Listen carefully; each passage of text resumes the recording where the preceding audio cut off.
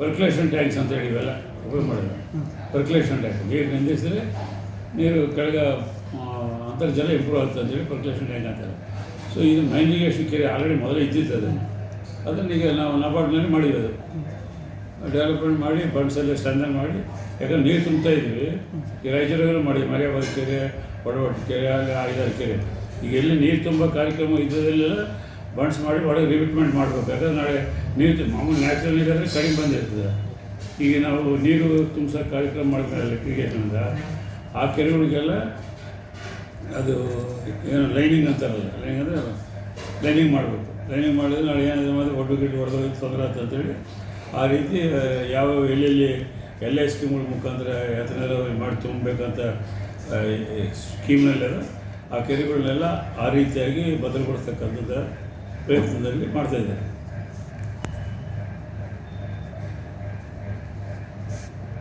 Sir ಮದಲಾಪುರದಲ್ಲಿ ಕೆರೆ ಇದೆ sir, ಅದು ಆ ಕೆರೆ ಸರ್ ಕೆರೆ ಅದು ತುಂಬ ಒಂದು 15-20 ಎಕರೆ ಕೆರೆ ಇದೆ ಸರ್. ಎಲ್ಲಿ?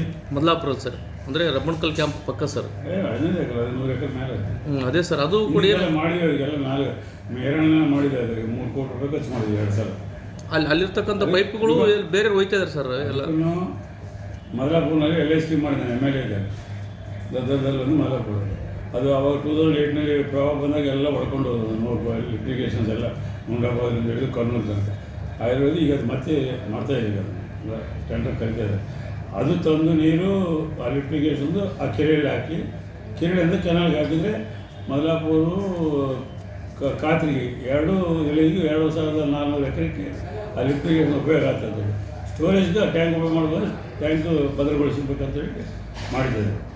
ಇದು ಲಿಫ್ಟಿಗೇಷನ್ ಆಯ್ತಂದರೆ ಈಗ ಬಂದ್ಗಳು ಸರಿಗಾಗ್ತದೆ, ಎಲ್ಲ ನ್ಯಾಚುರಲ್ ನೀರು ಗುಡ್ಗಾಡು ನೀರು ನಿಂದಿರ್ತದೆ. ನೀರನ್ನು ಲಿಫ್ಟಿಗೇಷನ್ ಕಂಪ್ಲೀಟ್ ಆದರೆ ನೀರು ಬಂದು ಅಲ್ಲೇ ಸ್ಟೋರೇಜ್ ಮಾಡಿ ಕೆನಾಲ್ ಬಿಡ್ತಾರೆ. ಕೆನಾಲ್ ಪಕ್ಕದಲ್ಲೇ ಇದೆ, ಮೊದಲು ಮ್ಯಾನಿಗೇಷನ್ ಕೆರೆ.